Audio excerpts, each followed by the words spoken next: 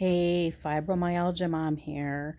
Listen, I just noticed like on my YouTube page, Fibromyalgia mom, I haven't really talked too much about fibromyalgia, and I apologize for that. Excuse me, I think I did one video, but I promised, and I'm going to uphold that promise, and I'm going to try to this year be more on top of things. It's tough for me because my schedule is crazy hectic. So, I promised a video. I wanted to describe to everybody exactly kind of like what is fibromyalgia. Okay. I can just tell you it's not fun. It is a lot of pain, muscle tenderness, joint tenderness. I actually have even some nerve pain involved. Like right now today, it's got like a lot of nerve pain in my arm. It goes across my chest and my back. I can have all I can do right now to hold up the phone kind of day. So that's my day today. Tomorrow could be a different story. Who knows? But anyway, fibromyalgia is often accompanied also by like fatigue, because my sleep is so altered between the pain and on top of that, I'm watching blood sugars, but a lot of it is I can't get comfortable, so you're awake, which also causes some moodiness. Sorry, fam, because you're so tired and because you have such widespread pain throughout your body. It's like you just can't help sometimes but to be moody or quiet or angry or however it affects you. It affects everybody so differently. And they also try to like stress will totally increase like your pain. So they, try to tell me to limit some stress. Okay, well, how do you do that? Seriously, folks. So like my tender points or pressure points, everybody calls them something different. They're located in different points of your body.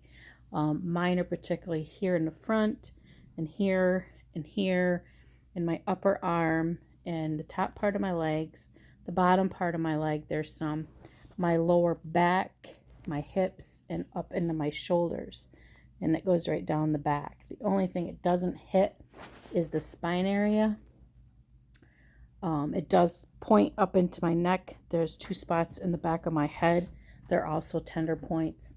The only time it bothers like my spine is if I have, well, I guess they're kind of like a muscle spasm, and it goes from the lower back right up my spine into my neck, right into my head, and then following that, I will have serious migraines right afterwards. And that's never really fun because they're like, ugh. But you can get hypnotized. Yeah. Basically, being hypnotized basically just means like, let me try to explain. It's all backed up by neuroscience. Is that Neuroscience? Yeah. So basically, you're put into this like type of state where you can actually tell your brain to like do this, do that, or whatever. But it's kind of like your brain is kind of like a computer, right? It's very much like a computer, So, yeah. basically, if you like, you know how you put on like a VPN or something like that to keep your computer safe. That's kind of like what your brain does. Yeah. It tries to, so like if you don't want to like get up and jump up and down, then have me be like, no, you're gonna like jump up and down. In your mindset, you're like, no, I don't want to jump up and down. Yeah. So being hypnotized doesn't let you do anything. You have to have the mindset of wanting to do that certain thing. Right. Like, this might sound crazy, but I like hypnotized you to not feel pain from the fibro, Ah. and you were able to just walk up, Mm-hmm. walk to the bathroom, walk everywhere, Mm-hmm. and not have. And I had no pain. Yeah, no pain. Mm-hmm. This might not sound like a lie, or. But it's not, seriously. He did. He hypnotized me. It was one of those days I really didn't want to get out of bed because it just hurt my feet to even walk. You thought I was joking. I thought he was crazy. Thought he was crazy. Yeah, you thought. And I have researched it, and there are people out there who specifically will do hypnotism for migraines, arthritis. You can get rid of like depression. Or anxiety and depression. Or so he studied it and researched it and whatever, and he's like, I just want to try it. Let's just see if it works. I'm like, okay, what do I got to lose? I'm either still in pain or I'm not. Well, he did it that night, and it was just like, boom. And I got up, and not even realizing it, I just got right up out of the bed, walked to the bathroom, walked back to the bed, and laid back down. And when I laid back down, it didn't even hurt my back. No. And I was like, wait a minute, what just happened? And the bed that you had wasn't exactly like... it wasn't Queen Comfort. It was one of those like pull-out beds. Yeah. So like there was this bar that was really constantly... It's so uncomfortable. And I didn't even feel the bar. Yeah. You said that you Yeah. didn't. Nope. That night I didn't even feel that bar poking my back. So, I don't know. It's up to you. You could be skeptical. I mean, you could believe it, not believe it. It's up to you. We're just, telling you that that had worked. It was pretty cool, actually. Okay, so now you have a gist of the fibro. No. It actually, fibromyalgia, what a lot of people don't understand is that it affects your bones and your muscles. Like oh my gosh, when it's cold, literally you could feel your bones and your muscles just like, ugh, it hurts so bad. And it goes misdiagnosed a lot. And I was misdiagnosed with it. Yes. You do have to get hypnotized like every day though. Yeah. Yes, that is, yeah. But that's, yeah. You're also getting pretty much like healed from it. So I think taking like 1 or 2 minutes out of your time would be worth it. Yeah. Yeah. Yeah. Anyway. Yeah, it's something that you would definitely have to do every day. So, like, with fibromyalgia, there's obviously no cure. And you can say hypnotism, but hypnotism's not going to work for everybody. No. Or it's totally not for everybody because, like you said, it's a mindset. Yeah, if you're going in with the mindset that you're a crack and then it's not going to work. If you're going in with the mindset that this is just stupid, it's not going to work, then it's not going to work. Yeah. See, I went in it with an open mind because I was desperate to not have that pain that night, to sleep. Now, well, exactly what you said. You have to have that mindset to think, oh yeah, I'll get cured from this, or have like a day of pain. If you don't have like a mindset, like an open mind, or think that it will work, then it won't. You have to have a mindset of like pretty much it will work. It will, yeah. Or right. An open mind. Yeah, totally open mind. For those people that like don't believe it, yeah. It's less likely to work for them. Well, yeah. And you also have to like be relaxed, and also like be in a certain state where you're like pretty much like I don't know how to put this, but you have to have a clear mind. You have to have a very relaxed. Yep, open-minded. Yep. Yeah. So basically, and then you basically just have to like. And you just focus on the person that's talking, their tone of their voice, actually. You also have to have a calm voice, too. Because if you don't have a calm voice, it's not gonna work. Yeah, right. So, like, if, let's say that you or one of your like spouses is like, oh, let's just hypnotize you. You have Yeah. to have a calm voice and basically not stutter. Yeah. Because if you stutter, it'll basically just kind of mess it up. So that's why you have to do the whole thing All over. Yeah. I know a friend of mine had suggested that I do something called acupuncture. And again, there's no cure. These suggestions are basically like simple alternatives that people can try. Yeah, but You know, the best way. I mean, I'm not afraid of being poked with any kind of needles, but I know a friend of mine who had did it. She didn't have fibro. There was, I don't remember what else it was. But anyway, it didn't work. Another friend of mine was having shoulder pains and went in for the acupuncture and it didn't work. However, other people went in with migraines and the acupuncture worked great for them.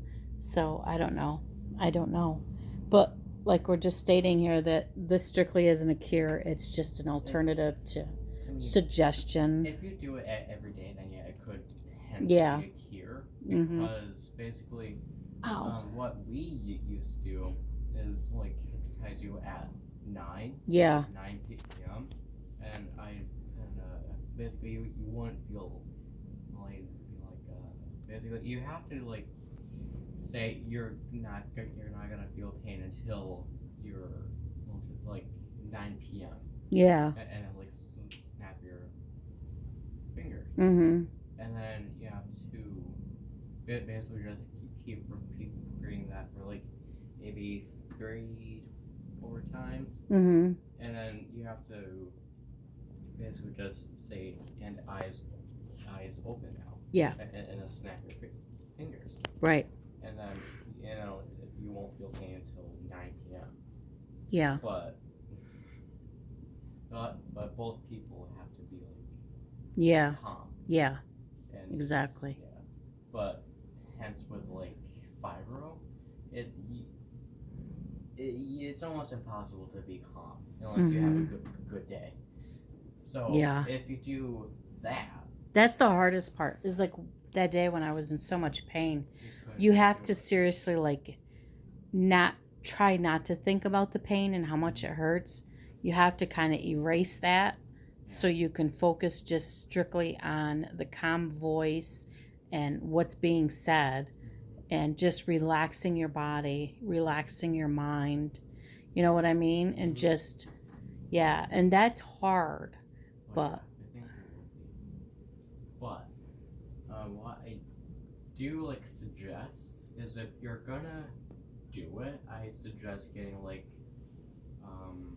basically like a professional, yeah. or look up like how to hypnotize someone on YouTube. Have like your spouse, friend, whoever like you trust to hypnotize you.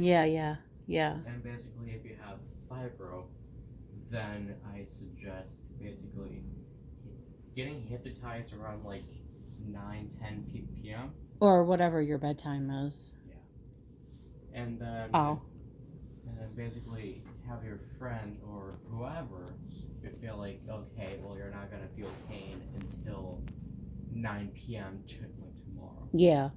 And then be like, well, you're gonna go to bed now because it might be like your bedtime or whatever. And then if you get hypnotized and be like, you're not gonna feel pain until 9 p.m.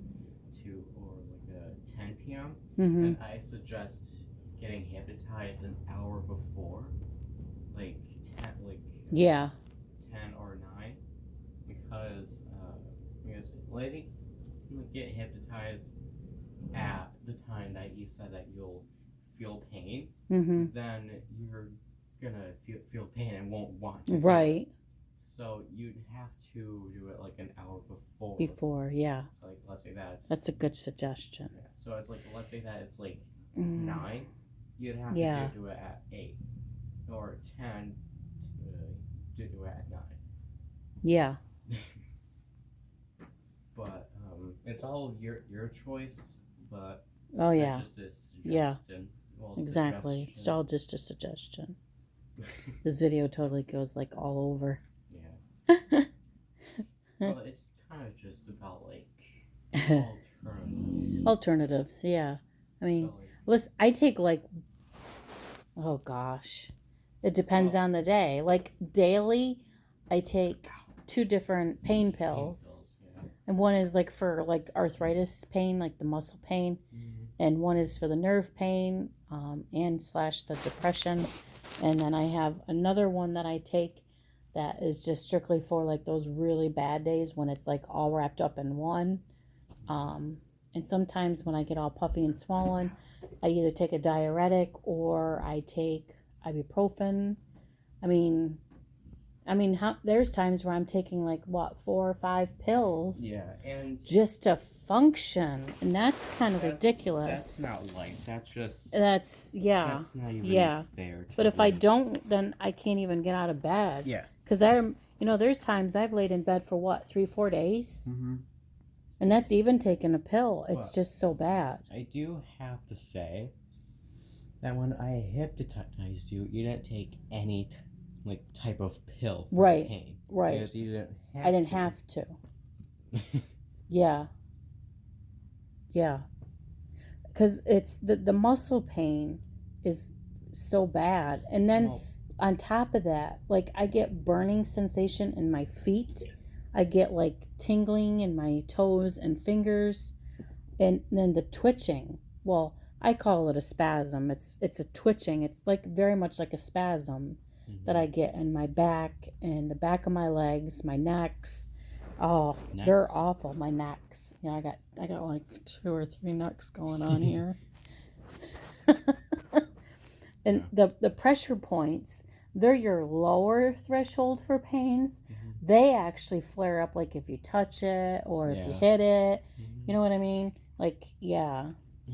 But you feel, because you're in pain like daily, all day long, it just tires you out. I think it would anyone. And that's why you're like so tired. I'm like, I could sleep all day even on pain pills because I'm exhausted trying to work through pain. Yeah, and just think about when you get a headache. Yes. You're like, yeah, oh my, yeah. This hurts, so now I'm tired.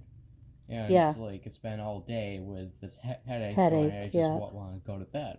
Yeah. That's probably just saying exactly. Fibro. And because you're tired and because you're in so much pain, you can't think and you can't concentrate. Hence the fibro brain. Yes, that's called fibro brain, or some call it fibro fog. Yeah. Because you can't, like, I'm trying to go, I went back to school and I can read the same paragraph over and over again, and it's like, I don't remember if I read this or it sounds familiar. Did I read this?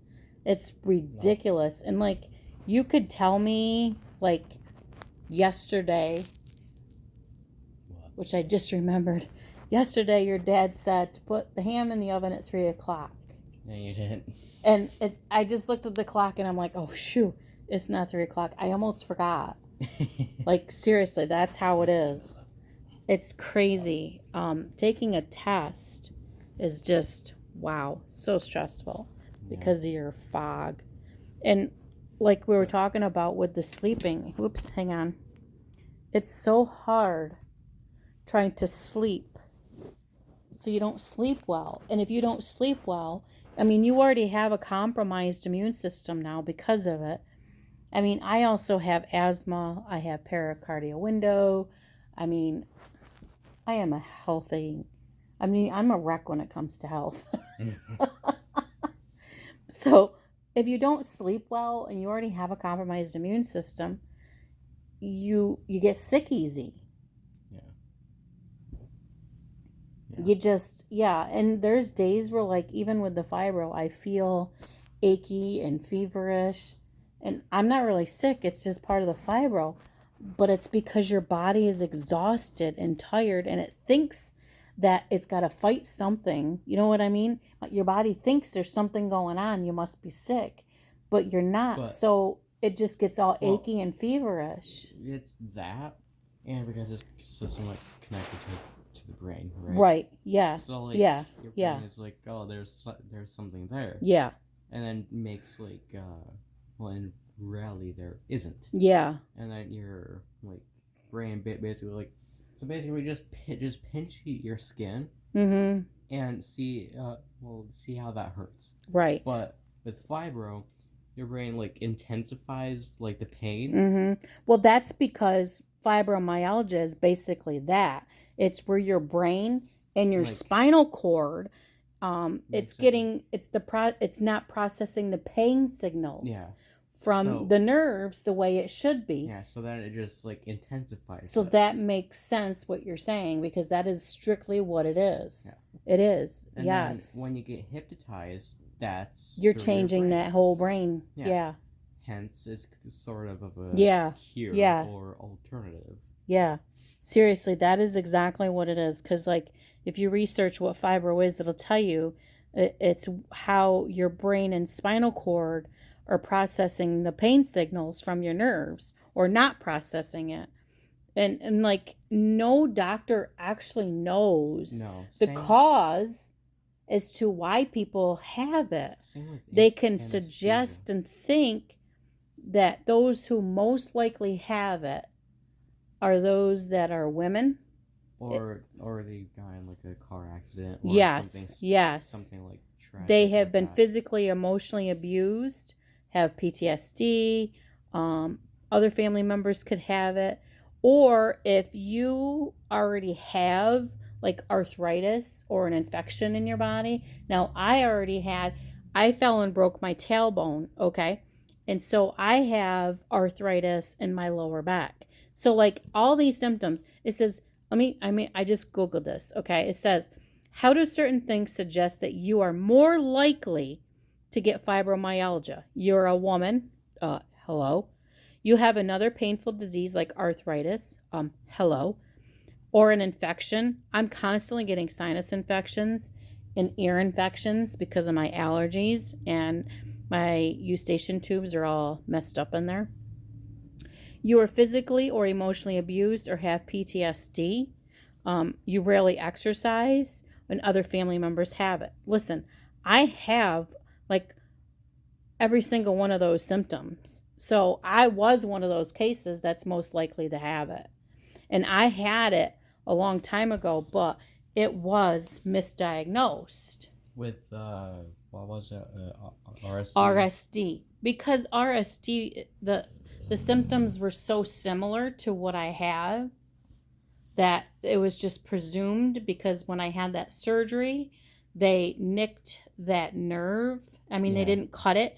They put a nick in it, which they said, well, that's what caused whatever. But it was funny how, like, longer time down the road, I'm like, wow, my feet really hurt all the time. And they're like, well, your feet probably hurt because you're not wearing good shoes, you're on your feet a lot, or you're heavy and, you have to lose weight and blah, blah, blah. So then it was going up my legs, and my back was hurting. And I'm like, dude, what is wrong with me? I have vertigo. I have problems. Sometimes I think I have an ear infection, but there is no infection in there, which is another common thing with fibro. And I kept going to the doctors and saying, listen, there's days I don't want to walk. My legs hurt. My feet hurt. They burn. They do this. I got vertigo and the ear thing. And I'm like, what is going on with me? There's days I can't even move my arms or pick up my phone. Something's not right. And finally, the doctor reviewed all of my medical history. And he's looking at me and he's like, you do not have RSD. And I'm like, what? But, I mean, I was really like taken back to get the diagnosis. I mean, it kind of freaked me out a little bit because it wasn't one of those things that was so common. Now, I know a couple family members that also have it, but it just didn't trigger with me. But yet I was so happy to finally know. After like 19 years. 19 years later, and other doctors saying, you're just, it's in your head. I mean, because I'm telling them, like, I'm bloated all the time. I'm constipated all the time. I'm getting headaches. My mouth and nose and my eyes are dry, but yet my eyes will water. It doesn't make sense. And cold makes me hurt more. If it's too hot, I get achy. There's certain sounds and lights that really bugger me up bad. Like, seriously. The numbing and the tingling, I would get numb and tingling around my face, like around my chin, my arms, my fingers, well, hands, my feet. And they were all, I had doctors tell me that it was all in my head. Yeah. And I'm like, but it's not. I'm telling you, this is what I deal with, like, on a daily basis. Do not ever let a doctor tell you it is all in your head. If you know that you are coming up with these symptoms, and, just make it very clear to your doctor. Listen, I know I did. Oh my gosh, that doctor ran me through so many tests to rule things out, like Lyme disease, lupus. I had blood tests. I had X-rays. They checked my hormone levels. I mean, there was like, I was back and forth to doctors a lot, wasn't I? Yeah, they even checked my thyroid, everything. And everything kept coming back good, good, good, good. So finally they're like, okay, I guess we ruled everything out. So I guess we know what it is now. Yeah, thanks for putting me through the ringer. Oh, God, it was exhausting. Oh, well, fun fact. Doctors don't know why anesthesia like put you like under like what is it, like unconscious. Is that how you say it? But yeah. Yeah. Basically, they don't know why people react to it.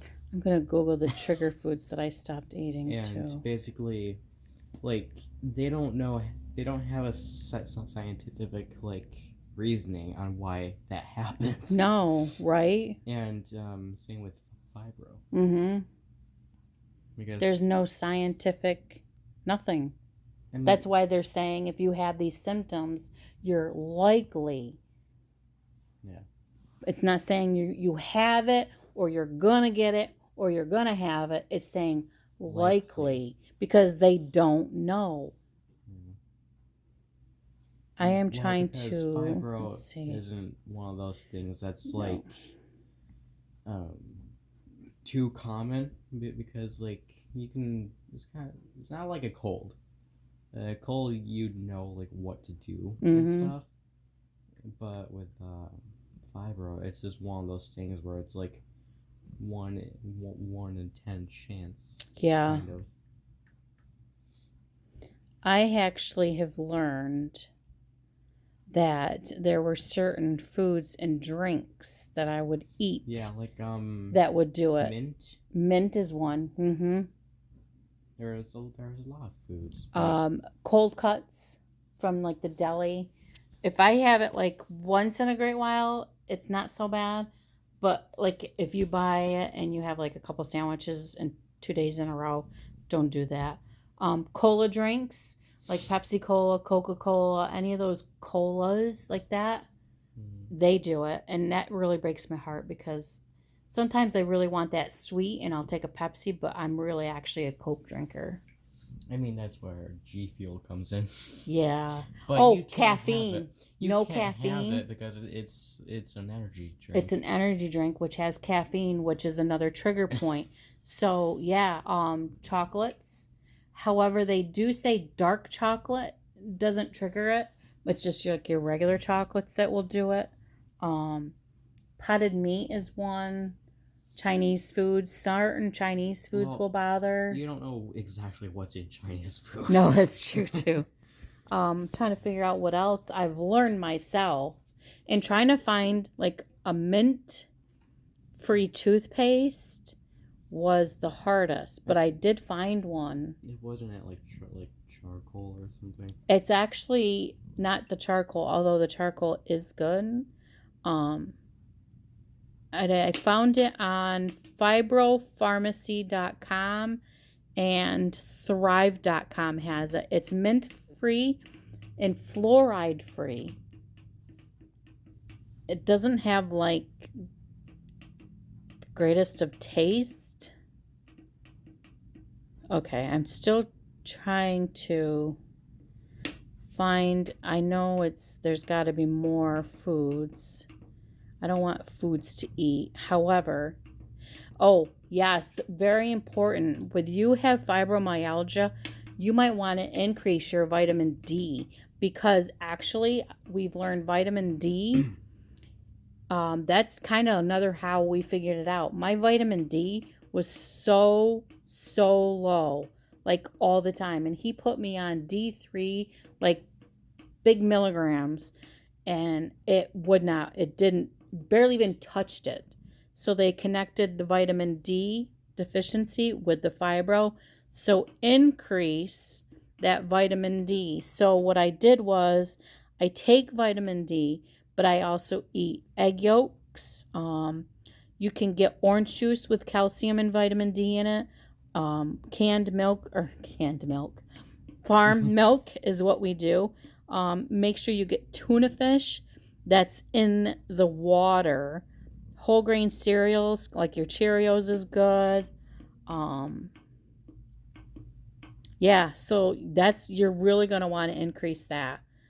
So a lot of the foods that you're going to want to eat actually is whole grain foods. You try to avoid so much of the white breads and the white rices. So I switched to a wheat bread. Actually, I got wheat flour to make my own. Brown rice. Brown rice is actually really good. It's foods that have your vitamins, proteins, and your fibers. You can use some spices. There are certain spices that could flavor it. Yeah. But you're going to want to use some spices because there are spices like your turmerics and your bay leaves that have antioxidants in it, and your body needs those antioxidants to have it. Turmeric also is great for the inflammation that you get in your legs or arms or wherever. Everybody's different. So the foods that I actually try to avoid, some of the dairy, like processed cheeses, I try to avoid those. Red meat, I try not to eat as much red meat. I mean, sometimes I will crave it and I'll have one once in a while, but I like my turkeys and my tuna fish, my vegetables. It doesn't hurt to have it once in a while. Yeah, once in a while I think is okay. Cut back a lot on your glutens. Like I said, that is a lot. Let's see, other ingredients that can trigger your inflammatory is your saturated fats and trans fat, refined starches, and foods with added sugars. Like white potatoes, I switched to sweet potatoes. And again, I only eat potatoes once in a while. Watch your butters. Like your butters have a lot of saturated and trans fats. So watch the butters. If you don't have a lot of it, like every day, you're probably okay. See, I don't. So, yeah. I take a lot of different vitamins. Well, because I know what it depletes my body from. Yeah. But that's kind of where being hypnotized comes in. Yeah. But I know they try to tell you to like sleep. But it's difficult to sleep. How? Yeah. Because they're saying like, but you have to try to get X amount of hours of sleep. I don't remember how many hours it was. Do you remember? And I'm thinking to myself, I can literally sleep 9 hours, but in those 9 hours, I'm up like how many times? Yeah. So it's broken sleep. So because you're not like in a steady sleep, I had a Fitbit that, did your REM and all that, your light sleep, deep sleep, whatever. And I probably drove that thing crazy because I'm up and then I'm asleep and then I'm up and then I'm asleep. And my REM sleep was like hardly ever any. And that's the sleep that your body needs. And I was hardly getting any of that. Yeah. You have to sleep. They're saying you have to wake up and go to bed at the same time every day. Now how we're going to do that? Exactly.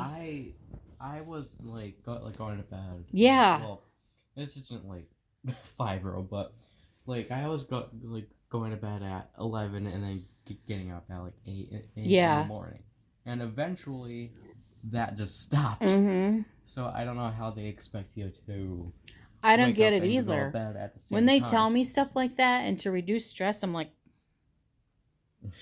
How? That's the are you alive? I mean, like, Because seriously, are you alive? How? You tell me, do you yourself go to bed every day No. at the same time No, and I wake go- up at the same I time go to every bed- day? Heck no. No, I wake Heck up at. no. Well, I go to bed at like from 12 to 5 in the morning. I know. So for Oh. them to be like, no, you go to bed at this Still time, trying to move and it. then wake up at this time. Yeah, It's kind of. I mean, it's not impossible. that's true. It's not Nothing, impossible. I guess, is impossible. But like I said, But if you have fibro, you can't do that. No. I can go in there and lay down in bed at 8 o'clock at night, totally exhausted, can't keep my eyes open and watch any more TV. But as soon as I lay down, it's like, oh yep, here comes the pain in the feet. The feet are throbbing, the feet are tingling. There goes my back. There goes my hip. You know what I mean? Yeah. There goes the shoulder pain. And it's like, and you lay there for 2 hours just trying to get comfortable. Yeah. Now, there's times I can go in there 8 o'clock and lay down, and I'm sleeping by 10. Mm-hmm. Sometimes I'm sleeping by 11. Sometimes even 1 o'clock. Yeah. One time you got to bed at like 3. 3 in the morning, I finally went to sleep. Yeah, and then woke up at like 10, 11. Mhm. Well, because it was like Christmas Day or something. Mm-hmm. Okay, so let me just give you a list of like how my son and I were talking about different alternatives, and the hypnosis was just strictly an alternative. I Googled other alternatives for you, stress relieving alternatives to help relieve some of the symptoms, because I had told you how stress And is also a stress. huge one. Yeah. So they are suggesting acupuncture. Now, this is massage therapy. Now, I'm serious. If you're going to go have a massage, I may personally recommend someone who has dealt with a fibromyalgia patient, because I know massage therapists, and I don't want anybody literally touching my shoulders. I literally don't want somebody because it hurts. So how do you do a massage therapy when you hate to be touched? I mean, for people like that, that's probably not in the books. Ugh. But for someone that's like desperate, Yeah. or something like that, then Yeah. they probably would. Meditation is one, which is would that be similar to being hypnotized? Meditation, maybe? They both Is that where you like go? I mean, some people you can if you want, but how you do it is well, I wanted to try it, but you basically just I just I do it sometimes, but not all the time. You just kind of listen to to something, like a podcast or like a calm music. That was